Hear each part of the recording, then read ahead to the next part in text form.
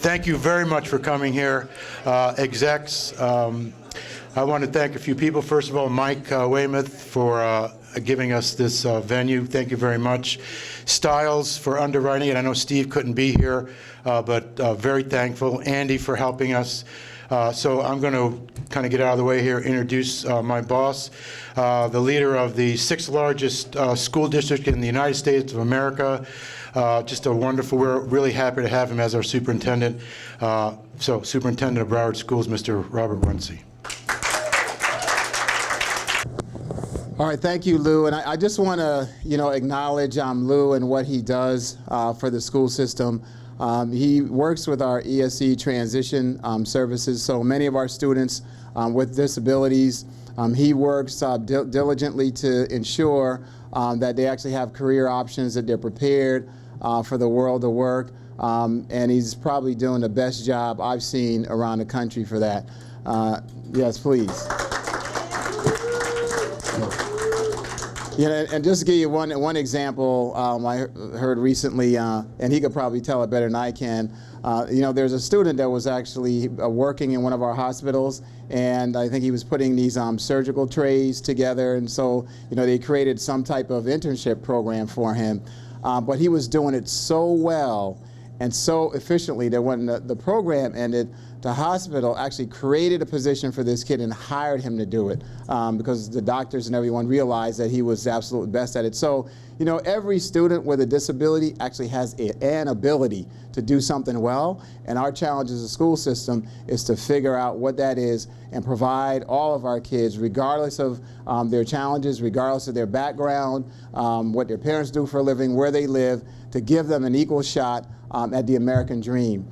And that's what this is really all about today. Conversation I'm going to have with you is about the future of our kids. It's about the future of our communities that we love. And, so I want to walk you through that a little bit. It's been about 3 years since I've been here. I started in this role as superintendent of Broward County Schools, and it truly is an honor and is a privilege to serve this community in this role. And it's been a little over 3 years. It was 3 years on October 5th. Feels like 6. But they say doing this work is like, working in dog ears, so you kind of get used to it. But when I came into the district, I knew there were like 2 big things that I had to focus on and work through. One was to just work relentlessly to rebuild public trust and confidence in the school system, recognizing that it had been just less than a year that the school had come off a grand jury report that certainly tarnished its image. And number 2 was to work and stay committed to our mission, which is ensuring that we're providing every child with a high-quality education experience. And since that time, we've got a new school board. In fact, all of our school board members have been through at least 1 election, some of them 2. It is absolutely a new school board. We have a new administration. We've made lots of different changes. Recently, one of our latest, newest members to our cabinet is Mr. Derek Messier, our new head of facilities, and he's made a huge impact. Derek, could you stand up so everyone can see you? And we've made a number of other changes in the system. So I really believe that it's time for us to move beyond our past and work on creating a great future for our kids. We've worked hard on the first piece to create efficiencies in this district so that we can invest the maximum amount of dollars into our schools. I think over the last couple of years, we've had over $35 million in cost savings that we've reinvested back into our classrooms. We've done that through competitively bidding contracts in healthcare, to stopping our leases of privately owned office space and putting our employees back into our own buildings that we own. Just a lot of different measures. And in fact, in this past May, the state of Florida, which ranks all 67 school districts every year based on the percentage of dollars that we spend on administrative costs, we've always done decent, but last May, Broward County Public Schools was designated as having the lowest administrative costs of any district in the entire state of Florida. Out of all 67 districts, we are the lowest. And for anyone that's running a business, big or small, our administrative costs are less than 4%. It's around 3.7 or so. So, you know, we're doing a decent job. We're not obviously going to sit on it. We're going to continue to work and do better. And we've reinvested those dollars into innovative programs to the extent that we could to really create educational opportunities for our kids. Some of them include initiatives like the Digital 5, which we did in 27 schools last year, impacting 3,200 students. We created a personalized learning environment, one-to-one computing, where all the content, materials, and instruction were done through technology. Turned out to be very, very successful. We've expanded this year to 69 schools. We started out the school year with scholastic chess. Now that's in every second and third grade classroom. It's part of our math curriculum. Very interesting way to engage our kids, teach them math skills, strategic thinking skills. Debate, we have the largest debate program in the nation. It's in all our high schools. It is now being rolled out to all of our middle schools. We've partnered with many of our law firms throughout Broward County so they can each adopt one of them. But debate's one of those great skill sets that kids develop and really prepares them for the world of work and career. We've reinstated middle school athletics, girls and boys, volleyball, flag football throughout our district. We have expanded opportunities for different configurations of our schools. So this year we've introduced K-8 schools. There are parents that have an appetite for that. They've asked for that throughout the county. So we've pushed that. I was telling someone here earlier today, we have dual enrollment schools dual language schools, where the students are taught half the day in English, the other half of the day in another language, typically Spanish. We had 4 of them. We're now up to 15 schools, so we continue to push forward on that. But, you know, we're at a point now where we are challenged to continue to provide the infrastructure and the resources that we need to be able to provide our kids with a world-class education. And this is really resulting from the fact that the state cut our capital millage rate in Broward County. They did it all across the state, but they cut it in Broward County by 25%. And that cut, along with the elimination of other sources of capital dollars, such as PICO dollars from utility taxes. At the same time, there were declines in property values at the start of the Great Recession. So since 2008, 2009, Broward County Public Schools has lost over $1.8 billion in capital funding capacity. $1.8 billion. So all of the building renovations, all of the investments in technology, completing single point of entry, school safety projects, all of those things have been put on hold as we struggle to keep this system going. And you can see how that's impacting the district, because when you look at our maintenance crew and the amount of work they're doing, the number of work orders is growing literally. It's like an exponential curve. And so we're at a point now where the school district, on June 9th, the school board voted unanimously to put $800 million general obligation bond referendum on the November ballot to raise some critical dollars to address some needs in the district. Those dollars will be used to address critical needs such as what we call our building envelope. There's all our roofs, walls, doors, windows in our schools, all of our HVAC systems to make sure there's proper air conditioning and air quality, our life safety systems, fire sprinklers, fire alarms, completing safety projects with single point of entry, cameras on our schools that are not functioning, and investing in technology. We have a situation where 60% of our computers are outdated, they're out of warranty, they're greater than 5 years old, many much older than that, and we have a 5-to-1 student to computer ratio. So we've got to have more computers, we've got to replace the old ones that we have in order to move forward. This effort will cost an average homeowner in Broward County approximately less than $1 a week, about $50 a year for a home with an assessed value of around $200,000. So we had an independent needs assessment done, because one of the things that, and I've always heard, is that we were promised this at our school, and folks, they'll look at a school and they say, well, I need a whole brand new school, or we need these resources. So what we did several months ago, almost a year ago, we actually initiated a contract with a firm, one of the best in the country, to do an independent evaluation of all of our 300 school sites, and they came back with a number. And that number was around $2.7 billion worth of need over the next 5 years, and there was about $300 million worth of technology. So all total, about $3 billion. Well, we knew we couldn't go out to our taxpayers in Broward County and ask for $3 billion. So we said, well, what is it that we actually need, not necessarily what we want, to really just fix the basics, those things I just mentioned to you. So we settled on $800 million because it can bring all of those things I mentioned to you, all of those systems up to standard across every school for every student in Broward County, whether you live in Fort Lauderdale, Deerfield, Parkland, Miramar, Western, or Hollywood. It will bring equity and parity across all of those systems, as well as with our technology. The second piece of it was we didn't want to overburden taxpayers, and so we felt and knew that $50 a year on average was affordable. The third rationale was that we can only execute so much work in a given period of time.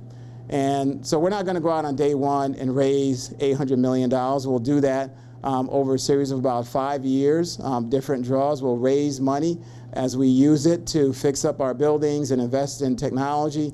We'll do that over a 5-year period and continue to work throughout the system. So that's really how we came about doing all of this. And some ask about the timing of it, and I tell folks that, look, our kids really can't wait. I had a student come up to one of the recent town hall meetings I did at Hollywood Hills High School, and he ran in there from football practice. He still had some of his gear on, and he sat down and said, this was the only opportunity I was going to have to sit down and speak with you about the issues in our school. And he rattled off a litany of issues. He didn't have appropriate textbooks in his classroom, but then he went on to the fact that the roof was leaking, the campus floods when it rains, they don't have adequate technology. I've seen computers and where the keyboards are missing keys from them. HVAC system doesn't work in every room. The bathrooms have issues with them. So, and you really think about that, I can't look that student in the eye and tell him that, you know what, we're going to wait another 2 years or 5 years in order to be able to provide you the resources and environment for you to have a great education and a future because of some issues that happened in the past. We can't do that. I think this district has done a huge job in a lot of the reforms that we put in place, and we're ready to move forward. We're ready to create a great future for Broward County. I grew up in Hyde Park, New York, after my parents came to this country, settled down there, and when I got to high school, moved to Hyde Park, New York, and some of you know history. That's the home of Franklin Delano Roosevelt, our only 3-term president. And I became a history buff for the Roosevelts. Went to Roosevelt High School. I worked at the presidential estates in the summer. And one of the things that I learned and really came to admire was just that whole era, and just thinking about what it was like growing up with what Tom Brokaw once described as the greatest generation. Right? So these are the folks that were born roughly in the 1920s. They came of age during the Great Depression. They went off and they fought in World War II, and they came home to build, the greatest country on the planet. And when I think about that generation, and I think about what my parents did, just leaving everything behind, having no education, coming to this country. The word that really describes that to me, and the greatest generation we've had in this country, is really about sacrifice. We had a generation, and the things that made this country great were folks were really into making sacrifices so that their kids could be better off, so the next generation could be better off. And I think sometimes we've turned too much to it's about us instead of about we. We need to be concerned about the kid next door, not just our own child. They could be our grandkids, our neighbors' kids, but our entire economy that we have in Broward County is connected to our schools. We had an economic impact study that was recently completed in August that identified that this particular work, the work out of this referendum would generate over 8,800 jobs and have a direct impact of $1.2 billion on the local economy. So this is a huge win for our kids, given them the right environment to be in. It's a huge win for our communities and the quality of life that we have. We know our property values, our neighborhoods are tied to the quality of our schools, and it's a huge win for our economy. So it's really time for us, I say, to invest in our kids and give them a shot at the American dream and having a good future. So I'm going to stop and just field any questions that you may have.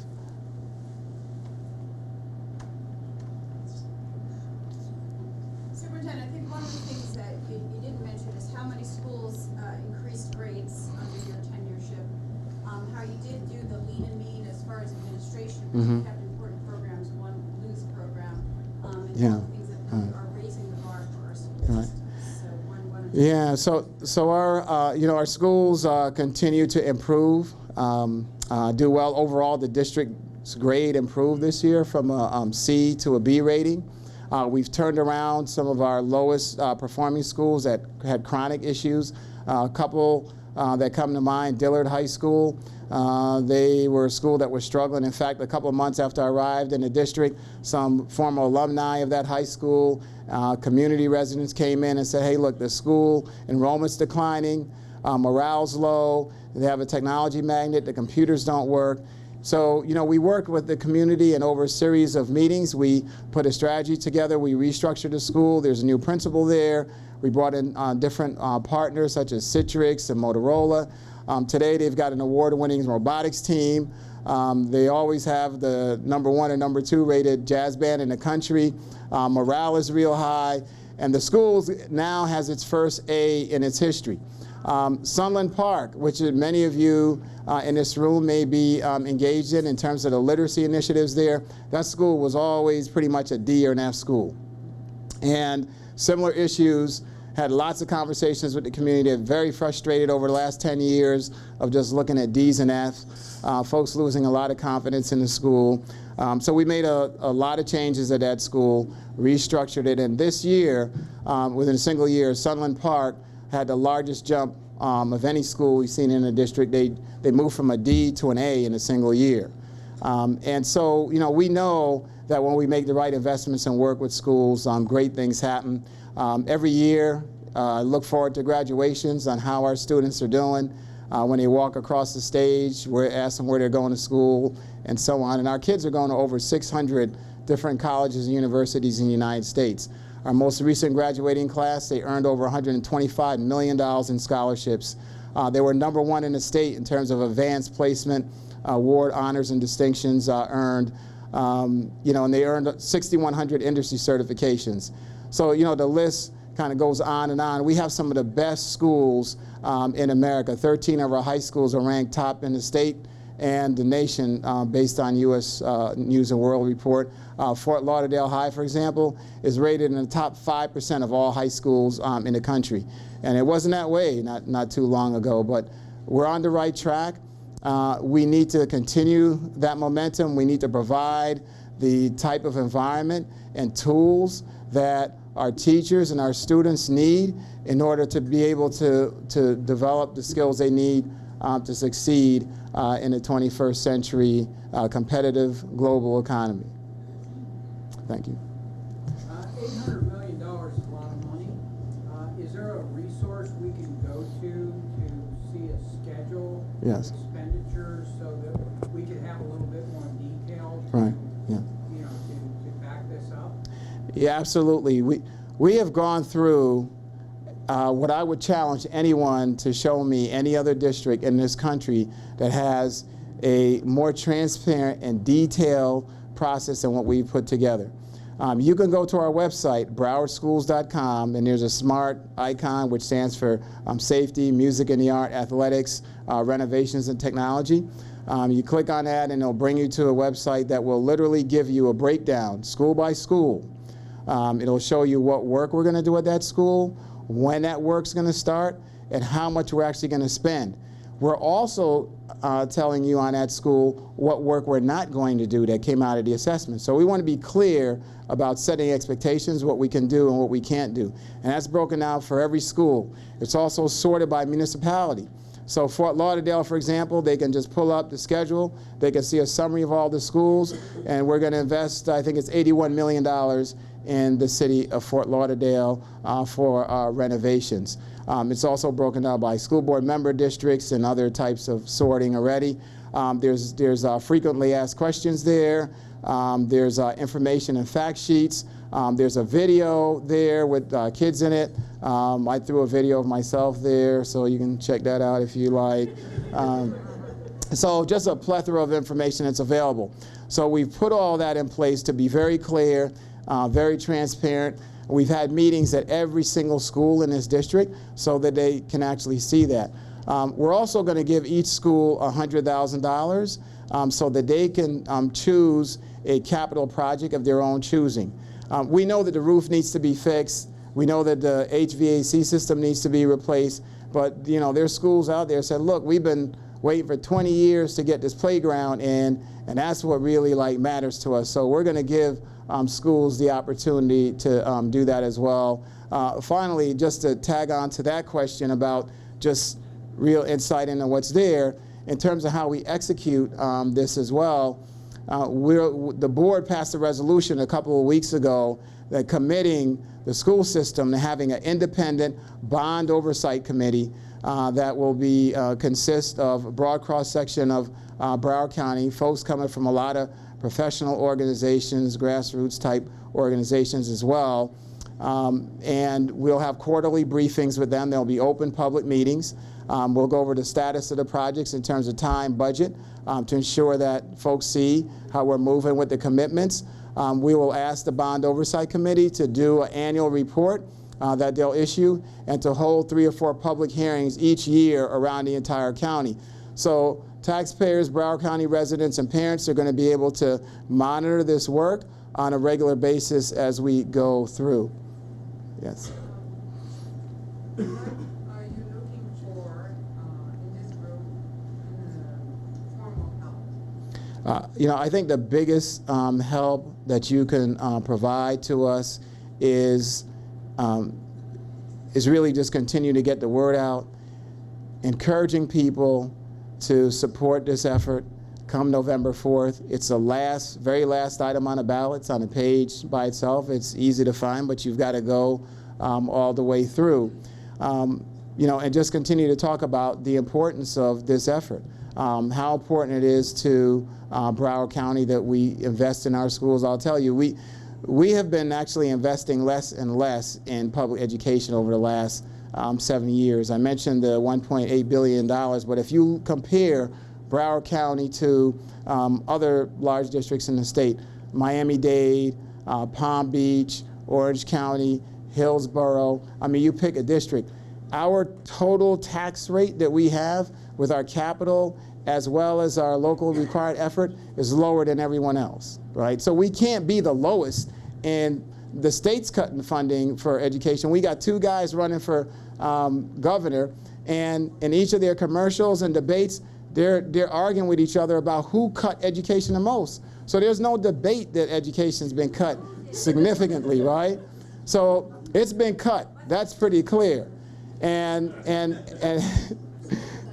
so what we've got to do is we've got to start to reinvest back in public education, because when we invest in our kids' future, we're investing in our own future, we're investing in our communities. Yes. I have 2 questions. My first question is, when you were making the decision which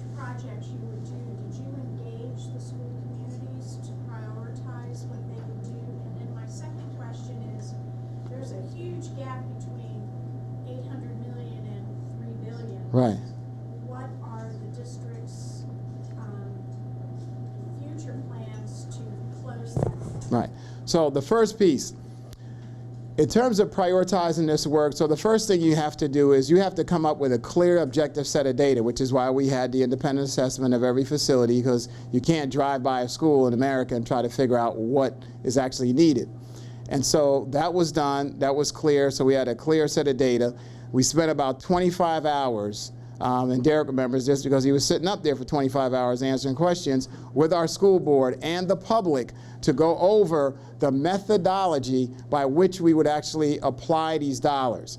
And it was very clear to everyone, and no one argues this point today, because we spent so much time up front getting this right, and we applied that methodology so that the schools with the greatest needs were actually getting this applied and fixed. So it's based on need, not any other criteria that's out there. And so that's been set, and that's how we came up with the list and the data. And the second part of your question was the... How are you going to close the gap between Right. 800 and 3 Right. billion? So what happens is, I will tell you, closing this gap is probably the right amount of work for us to do over the next 7 years, right? So even if we had $3 billion, I would argue that it's prudent for us to do this work over this period of time. Plus, it also gives the public an opportunity to see how we're doing year to year and evaluate us as an organization. But addressing those huge critical systems is actually going to reduce our maintenance costs. It's going to make the system more efficient, and it's going to put us in a better position where it's quite possible that we will be able to continue to, maybe not as quickly as we want, but over time chip away at the rest of those maintenance and renovation issues that are out there. And so we'll see where we are in 7 or 8 years. We'll just have to evaluate it at that time, but we don't necessarily plan to go out to the public. Again, we'll see where we are and how we're able to move forward. Yep. Given the frequency of the news stories that we hear so often and the fact that you're being faced with just trying to meet the basic needs, how do you deal with security and safety issues? This is about addressing security and safety issues on a number of fronts. One, we have a good number of schools where we haven't been able to secure the campus. I mean, they're just kind of wide open still. I don't advertise which ones they are, but that's an issue, so we've got to complete those single point of entry projects. We have camera systems on schools that are utilized to monitor schools, track activity that's going on, and make sure schools are safe. Many of those out there are broken, or they're not functioning, or they're old, they're on the verge of breaking down, so we have to replace those as well. We have fire sprinklers that in our schools. Some of them are older ones, don't have them. We've got to fix those and make sure they're working. So that's a big part of this, and it's a reason why we've met with partners like the fire chiefs who do inspections. They endorse and support this effort because they know how critical this effort is. We work with all of our local municipal law enforcement agencies, so that's a big part of this effort. I hope that answers your question. Thank you. Yes? You talked a little bit about engaging with some corporate partners, and my question is, A, what's worked and what hasn't worked with working with different businesses? And B is, other than the few big ones that we have here in Broward County, how can other companies get involved and work together with the schools? Well, one is, we continue to try to do even a better job with the folks that we have here in Broward County. There are a number of avenues and programs that we have to get involved. We have a Partners in Education department that works with local businesses that either may want to adopt schools or work with them. So as an example, the debate program is a big one. We've gone around to all the major law firms.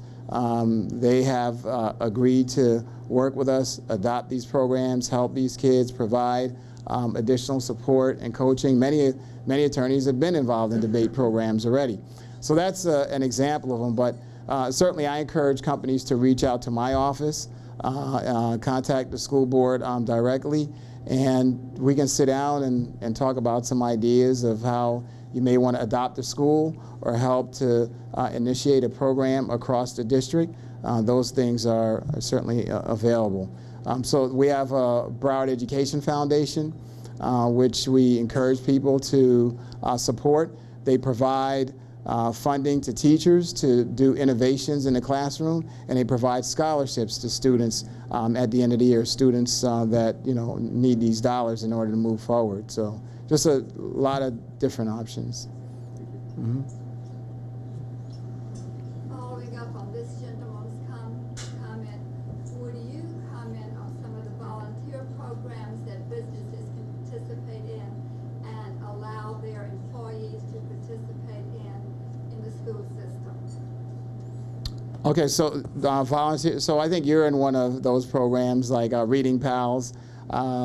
Again, I would say that probably the best way to do that, you can contact my office directly. We'll put you in touch with the coordinators that will talk about a menu of different opportunities that exist out there, such as Debate Pals or the debate program. We're looking for corporate sponsors for for robotics teams in our schools. Not every single one of our high schools has a robotics teams. The way those things are structured, they really need the help of a external sponsor to really make it work. So that's an area, but there are a lot of different opportunities out there. So I would encourage all of you, anyone you know that's interested in working with our schools, to contact my office directly, 754-321-2600, and be ready to go. Okay. All right. Mr. Runcie's got to go to another meeting, so I want to thank you for coming, Mr. Runcie. All right. We have another Thank you.